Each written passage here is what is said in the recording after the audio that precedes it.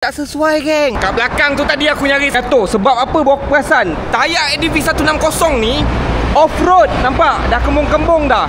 Boleh kalau korang nak pakai tayar off-road ni, tapi korang kena ambil risiko. Nak main corner tak boleh sangat. Lepas tu waktu hujan pun agak bahaya. Jadi ADV 160 ni aku nak tukar tayar SK1 daripada Arisun.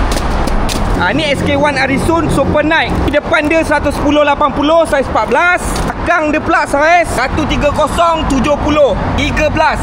Yang warna orange dalam tu dia high strength orange gasless protective adhesive. Kalau motor korang ni tayar kempis pun sebenarnya korang boleh bawa lagi.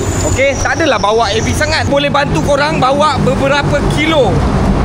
Ni baru betul Honda ADV tapi pakai tayar on the road. Bunga ni pun sesuai bawa on road, nampak? Hujan pun air naik, buang elok, kering pun lagilah mantap. Okey. Aku dah try bawa tadi, aku dah bantai corner baru sedap. Bawa tak ada rasa vibrate. Ini dia. Bukan korang beli ADV, korang pakai tayar off-road tu bawa daily.